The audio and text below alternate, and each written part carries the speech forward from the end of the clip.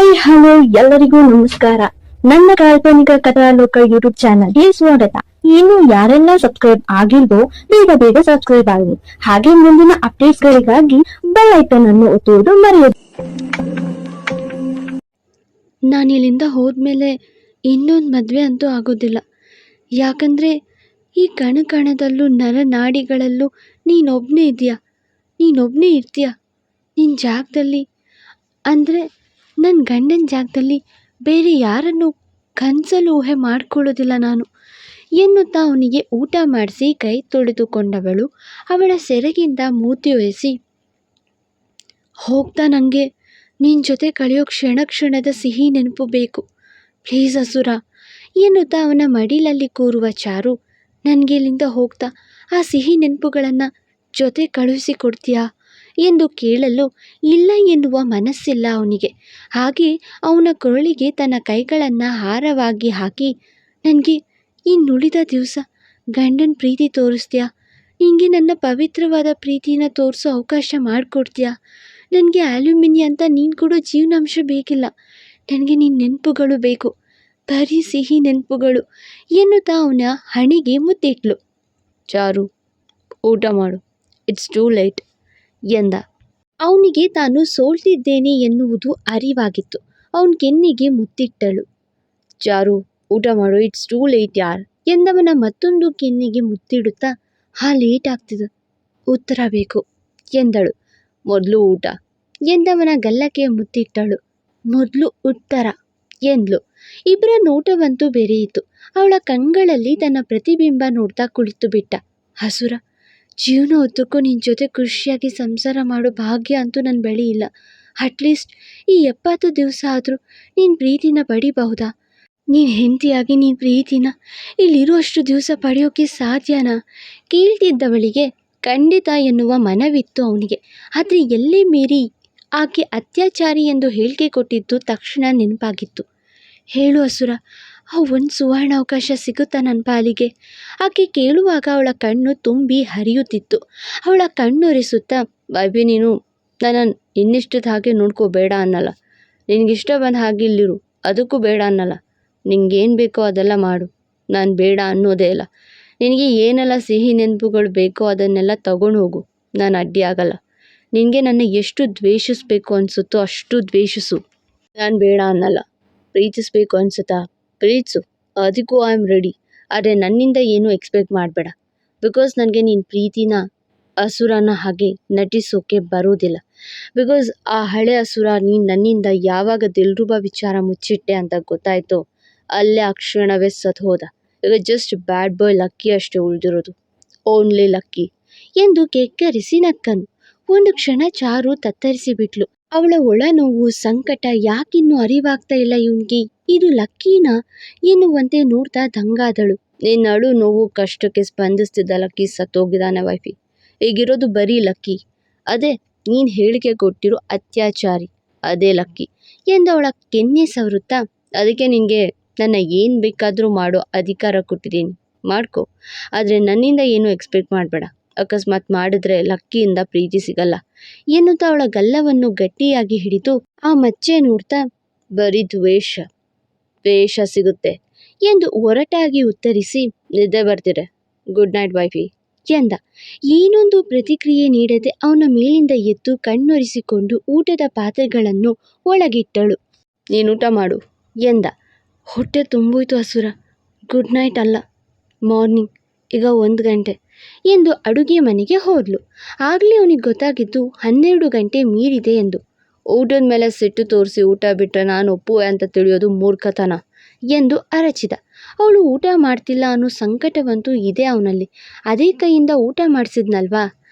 ನಾನು ಅನ್ನದ ಮೇಲೆ ಕೋಪ ತೋರಿಸ್ತಿಲ್ಲ, ಇವತ್ತು ಗುರುವಾರ, ನಾನು ಉಪವಾಸ, ಯಾವುದೋ ಹಳೆ ಘಟನೆಗೆ ಜೀವನ ಪರ್ಯಂತ ಉಪವಾಸ ಇರ್ತೀನಿ, ಪ್ರತಿ ಗುರುವಾರ ಅನ್ನೋದು ಗೊತ್ತಿರೋ ವಿಚಾರ, ಅದು ನನ್ನ ಪ್ರಕಾರ ಮೂರ್ಖತನ ಅಲ್ಲ ಎಂದು ಹೋದ್ಲು. ಅವನಿಗೂ ಗೊತ್ತು ಆ ಉಪವಾಸ, ಆ ವ್ರತ ಎಲ್ಲವೂ ಅವನಿಗಾಗಿ ಎಂದು. ಆದರೂ ಕಲ್ಲು ಹೃದಯ ಮಾಡಿಕೊಂಡು ರೂಮಿಗೆ ಹೋದ. ಈತ ರೂಮಿಗೆ ಬಂದವಳು ಅವನಿಗೆ ಮೊಸರು ಸಕ್ಕರೆ ಕೊಟ್ಟು, ನಾನು ಗೆಸ್ಟ್ ರೂಮಲ್ಲೇ ಮಲಗ್ತೀನಿ ಎಂದು ಹೊರಗಡೆ ಹೊರಟಿದ್ಲು. ಏನಿದು ಹೊಸ ಪದ್ಧತಿ ಎಂದ ಉಬ್ಬೇರಿಸಿ. ಗೊತ್ತಾಗಿತ್ತು ಅವನಿಗೆ ಅವಳು ಬೇರೆ ರೂಮಲ್ಲಿ ಮಲಗೋ ಆಲೋಚನೆ ಮಾಡಿರೋ ಕಾರಣ. ಅಮ್ಮ ಇಲ್ಲ ಅಲ್ವಾ, ನಾನು ಹೊರಗಡೆ ಗೆಸ್ಟ್ ರೂಮಲ್ಲಿ ಮಲಗ್ತೀನಿ. ಇಷ್ಟು ದಿವಸ ನೀನು ಹಳೆ ಹಸುರ ಅಂತಲೇ ತಿಳಿದಿದ್ದೆ. ಇಲ್ಲ, ಈಗ ಗೊತ್ತಾಯಿತು, ನೀನು ಹಳೆ ಹಸುರ ಅಲ್ಲ, ಕೇವಲ ಲಕ್ಷ್ಮಣ್ ವರ್ಮ, ಹಳೆ ಲಕ್ಷ್ಮಣ್ ವರ್ಮ ಅಂತ. ನಿನಗೆ ನನ್ನಿಂದ ತೊಂದರೆ ಆಗೋದು ಬೇಡ ಎಂದು ಹೋಗಬೇಕು. ಯಾರು ಹೇಳಿದ್ದು ತೊಂದರೆ ಆಗುತ್ತೆ ಅಂತ? ಒಬ್ಬ ಸೇರಿಸಿ ಕೇಳಿದ. ಹೇಳೋದೇನೂ ಬೇಡ, ಅರ್ಥ ಆಗುತ್ತೆ ನನಗೆ, ನನಗೂ ಮನಸ್ಸಿದೆ, ನಾನು ಅರ್ಥ ಮಾಡ್ಕೊಳ್ಬಲ್ಲೆ ಎಂದು ಹೊರಗಡೆ ಹೋದ್ಲು. ತಡೆಯೋ ಮನವಿದ್ರೂ ತಡೆಯಲಿಲ್ಲ ಅವನು. ಅವನ ಮನಸ್ಸಲ್ಲಿ ಅವನ ಬುದ್ಧಿ ಜೊತೆಗೆ ಕೆಟ್ಟ ಕದನ ಶುರುವಾಯಿತು. ಆದರೆ ಗೆದ್ದದ್ದು ಬುದ್ಧಿಯೇ. ಹೊರಗಡೆ ಗೆಸ್ಟ್ ರೂಮಿಗೆ ಬಂದು ಜೋರಾಗಿ ಅತ್ತಳು ಚಾರು. ಯಾಕೋ ಅವಳಿಗೆ ತೀರಾ ದುಃಖ ತುಂಬಿ ಬಂತು. ಅಳುತ್ತಾ ಹಾಗೆ ಕಿಟಕಿ ಕಡೆ ನೋಡಿದ್ಲು. ಆಗಸದಲ್ಲಿ ಚಂದ್ರ ಅವಳನ್ನೇ ಯಾಕೆ ಅಳು ಎಂದು ಕೇಳಿದ ಹಾಗೆ ಭಾಸವಾಯಿತು. ಅದನ್ನೇ ನೋಡ್ತಾ, ಈ ಪ್ರಪಂಚದಲ್ಲಿ ಯಾರೂ ತಪ್ಪು ಮಾಡಲ್ವಾ? ಅಥವಾ ನಾನು ಮಾಡಿರೋ ತಪ್ಪಿಗೆ ಕ್ಷಮೆ ಕೊಡೋದಕ್ಕೆ ಸಾಧ್ಯನೇ ಇಲ್ವಾ? ಹೌದು, ನಾನು ತಪ್ಪು ಮಾಡಿದ್ದೀನಿ. ಅಮಾಯಕನ ರಾಕ್ಷಸ ಆಗೋ ರೀತಿ ದೊಡ್ಡ ತಪ್ಪು ಮಾಡಿದ್ದೀನಿ. ಆದರೆ ಆ ಒಂದು ತಪ್ಪಿಂದ ಇಡೀ 13 ವರ್ಷದಿಂದ ನನ್ನಲ್ಲಿ ನಾನು ಕುಗ್ಗಿದ್ದೀನಿ. ಪಶ್ಚಾತ್ತಾಪ ಪಡ್ತಾನೇ ಇದ್ದೀನಿ. ಆದರೆ ಆ ಪಶ್ಚಾತ್ತಾಪಕ್ಕೆ ಬೆಲೆನೇ ಇಲ್ವಾ? ಹಸುರ ನನ್ನ ದ್ವೇಷ ಮಾಡೋದು ತಪ್ಪಲ್ಲ. ಅವನ ಜೀವನ ಪರ್ಯಂತ ನನಗೆ ದೊಡ್ಡ ಶಿಕ್ಷೆ ಕೊಡ್ತಿದ್ದಾನೆ. ಅವನಿಂದ ಜೀವನ ಉದ್ದಕ್ಕೂ ದೂರ ಇರೋ ದೊಡ್ಡ ಶಿಕ್ಷೆ ಕೊಟ್ಟಿದ್ದಾನೆ. ಹಾಗಿರುವಾಗ ಒಂದು 70 ದಿವಸ ಅಲ್ಲಲ್ಲ 69 ದಿವಸ ಸಿಹಿ ನೆನಪು ಕೊಡೋಕೆ ಕಷ್ಟನಾ? ಈತ ಹೀಗೆ ಕಣ್ಣೀರು ಹಾಕುತ್ತಾ ಕೇಳುವಾಗ ಅವನು ಸಹ ಅದೇ ಚಂದಿರನ ನೋಡ್ತಾ, ನನಗಾದ ಅವಮಾನ, ಮೋಸ, ಅತ್ಯಾಚಾರಿ ಅನ್ನೋ ಪಟ್ಟ, ಆ ಊರ ಜನರ ಮುಂದೆ ನನಗಾದ ಹಿಂಸೆ ಎಲ್ಲವನ್ನ ಹಾಗಾದರೆ ಮರ್ತು ಬಿಡಬೇಕಾ? ಅದೆಲ್ಲ ಮರೆತರೂ ನೀನು ನನಗೆ ಎಲ್ಲದಕ್ಕಿಂತ ದೊಡ್ಡ ಮೋಸ ಮಾಡಿದ್ಯಾ. ನೀನೇ ದಿಲ್ರುಬಾ ಅನ್ನೋ ಸತ್ಯ ಮುಚ್ಚಿಟ್ಟು ಅವಳಿಗಾಗಿ ಪರದಾಟ ನಡೆಸ್ತಿದ್ದ ನನ್ನ ನೋಡಿ ಖುಷಿ ಪಡ್ತಾ ನನ್ನ ಭಾವನೆಗಳ ಜೊತೆ ಆಟ ಆಡ್ತಿದ್ಯಾ. ನನಗೂ ಮನಸ್ಸಿದೆ ಅನ್ನೋದು ನಿಂಗೆ ಅರ್ಥ ಆಗಲೇ ಇಲ್ವಾ ವೈಫಿ? ಅದಕ್ಕೆ ನಾನು ಆಗಿಷ್ಟು ನೋವು ಅನುಭವಿಸಿದ್ದೀನಿ. ಅದರ ಒಂದು ಛಲ ನಿನಗೂ ಕೊಡ್ತಿದ್ದೀನಿ, ಸೇಡಿಗೆ ಸೇಡು ಎಂದು ಉತ್ತರಿಸಿದ್ದ. ಹಾಗಾದರೆ ಇದಕ್ಕೆಲ್ಲ ಅಂತ್ಯ ಏನು? ಅವಳು ಆ ಕಡೆಯಿಂದ ಪ್ರಶ್ನೆ ಮಾಡಿದಾಗ, ದೂರ ಆಗೋದು, ನನ್ನಿಂದ ನೀನು ದೂರ ಆಗೋದು. ಗೊತ್ತೋ ಗೊತ್ತಿಲ್ಲದೇನೋ ನಿನಗೆ ನಾನು ಅಡಿಕ್ಟ್ ಆಗಿಬಿಟ್ಟಿದ್ದೀನಿ. ಅದನ್ನು ಮೀರಿ ನಿನ್ನ ದೂರ ಮಾಡ್ಕೋಬೇಕು. ಸೊ ನಿನ್ನ ಮೇಲಿನ ಕಾಳಜಿ, ಪ್ರೀತಿ, ನಂಬಿಕೆ ಎಲ್ಲವನ್ನ ಮೂಟೆ ಕಟ್ಟಿ ಬಿಸಾಕಬೇಕು. Yes, I am doing it. ಅಕಸ್ಮಾತ್ ನೀನು ಇಲ್ಲೇ ಇದ್ದರೆ ನಿನಗೆ ಒಬ್ಬ ರಾಕ್ಷಸನ ದರ್ಶನ ಆಗುತ್ತೆ ವೈಫಿ. ಎಸ್, ನಿನಗೆ ದೈಹಿಕವಾಗಿ ಹಿಂಸೆ ಕೊಡೋಕ್ಕೆ ನನಗಿಷ್ಟ ಇಲ್ಲ. ಅದಕ್ಕೆ ನನ್ನಿಂದ ದೂರ ಹೋಗು, ದೂರ ಎಂದು ಉತ್ತರಿಸಿದ್ದ. ನಾನೇನು ಹಣ ಆಸ್ತಿ ಕೇಳ್ತಿಲ್ಲ ಅಸುರ. ಅದ್ಯಾವುದಕ್ಕೂ ನನ್ನ ಮನಸ್ಸು ಒಪ್ಪಲ್ಲ, ಬೇಡೋದು ಇಲ್ಲ. ಅದರ ಅವಶ್ಯಕತೆ ನನಗಿಲ್ಲ. ನಿನ್ನ ಜೊತೆ ಕಳೆಯೋ ಕೆಲ ಕ್ಷಣಗಳು ನೆನಪು ಮಾತ್ರ ಬೇಕು. ಅದು ಬರೀ ಸಿಹಿ ನೆನಪು. ಆದರೆ ಅದಕ್ಕೂ ಇಲ್ಲ ಅಂದೆ ಅಲ್ವಾ ನೀನು ಅಸುರ ಎಂದು ಕಣ್ಣೀರಕ್ಕಿದಾಗ, ಸಿಹಿ ನೆನಪು ನಿನಗಷ್ಟೇ ವೈಫಿ, ನನಗಲ್ಲ. ಆ ನೆನಪುಗಳನ್ನು ಕೊಡ್ತಾ ಕೊಡ್ತಾ ನೀನು ದೂರ ಆಗೋ ಸಮಯಕ್ಕೆ ಅವೆಲ್ಲ ನನಗೆ ಕಹಿ ನೆನಪುಗಳಾಗಿ ಕಾಡುತ್ತೆ. ಆ ಶಿಕ್ಷೆ ನನಗೆ ಬೇಡ. ನೀನು ದೂರ ಆದಾಗ ನನಗೆ ನಿನ್ನ ನೆನಪಾಗಬಾರ್ದು. ಅದಕ್ಕೆ ಈಗಿಂದ ನಾನು ನಿನ್ನ ಅವಾಯ್ಡ್ ಮಾಡ್ತೀನಿ ಎಂದು ಉತ್ತರಿಸಿದ್ದ. ಅದೇ ಕಳ್ಳ ಚಂದಿರನ ನೋಡ್ತಾ ಆತ ಬೇಕೆಂದೇ ಅವಳ ಬಗ್ಗೆ ಲೆಕ್ಕಿಸದೆ ನಿದ್ರಿಸಿದ. ಇತ್ತ ಅವನದೇ ಧ್ಯಾನ ಮಾಡ್ತಾ ಮಾಡ್ತಾ ಆಕೆ ನಿದ್ರಿಸಿದಳು. ಮುಂಜಾನೆ ಆದಾಗ ಅವನಿಗೆ ತಡವಾಗಿ ಎಚ್ಚರವಾಗಿತ್ತು.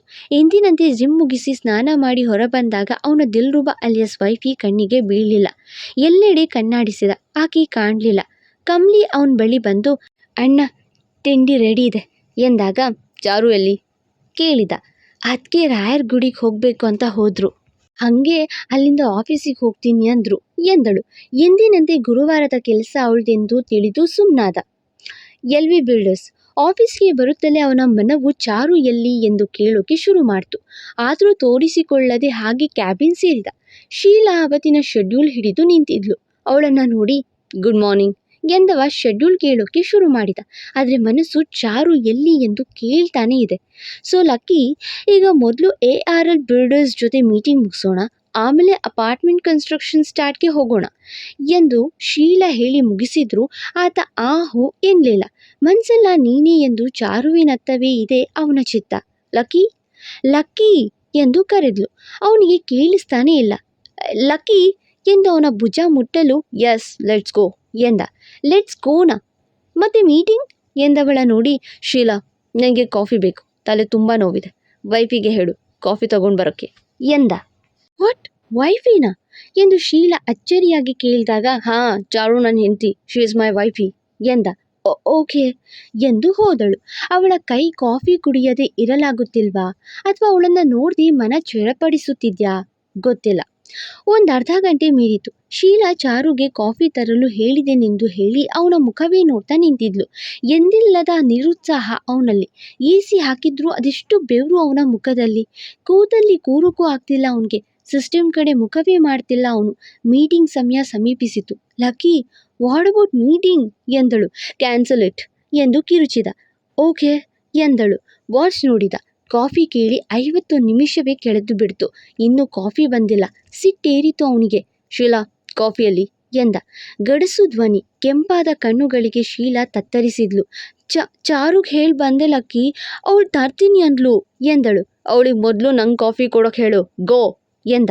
ಸರಿ ಎಂದು ಶೀಲಾ ಇನ್ನೇನು ಹೊರಗಡೆ ಹೋಗಬೇಕು. ಎಕ್ಸ್ಕ್ಯೂಸ್ ಮಿ ಸರ್ ಎಂದು ಯಾರೋ ಬಾಗಿಲ ಬಳಿ ಬಂದಂತೆ ಧ್ವನಿ ಕೇಳಲು, ಬಾ ವೈಫೆ, ನಿಂಗೆ ಚೂರು ಟೈಮ್ ಸೆನ್ಸ್ ಇಲ್ಲ ಅಲ್ವಾ ಎಂದವ ಧ್ವನಿ ತಗ್ಗಿಸಿ, ಚಾರು ಎಲ್ಲಿ ಎಂದು ಬಂದಿದ್ದ ಆ ಹೆಂಗಸನ್ನು ಕೇಳಲು, ಅದು ಚಾರು ಮೇಡಮ್ ಮಧ್ಯಾಹ್ನದ ಊಟ ತಯಾರು ಮಾಡ್ತಿದ್ರು, ನಂಗೆ ಹೋಗಿ ಕೊಡು ಅಂದರು ಎಂದಳು. ಕಾಫಿ ಕಪ್ ಪಡೆದು ಎತ್ತು ಬಿಸಾಕಿದ. ಶೀಲಾ ಅಂತೂ ಅವನ ರೌದ್ರ ನರ್ತನಕ್ಕೆ ನಡುಗುತ್ತಿದ್ಲು. ಮೊದಲ ಬಾರಿ ಈ ರೀತಿ ಆಡ್ತಿರೋದು ನೋಡ್ತಿದ್ರೆ ಹಿಂಗೆ ಆಗೋದು ಅಲ್ವಾ.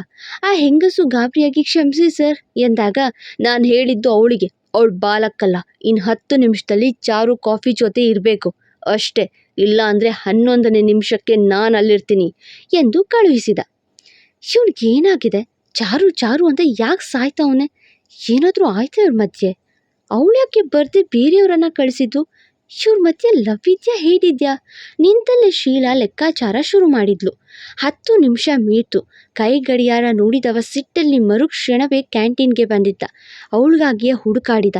ಆದರೆ ಚಾರು ಕಾಣಿಸ್ತಿಲ್ಲ. ಹಾಗಾದರೆ ಚಾರು ಎಲ್ಲಿಗೆ ಹೋದ್ಲು? ಮುಂದೇನಾಗತ್ತೆ ನೋಡೋಣ. ಎಂದಿನಂತೆ ನಿಮ್ಮ ಪ್ರೋತ್ಸಾಹದ ನಿರೀಕ್ಷೆಯಲ್ಲಿ ನಾನು. ಫಾಲೋ ಮಾಡಿ ಕಾಲ್ಪನಿಕ ಕಥಾಲೋಕ. ಮತ್ತೆ ಸಿಗುವ.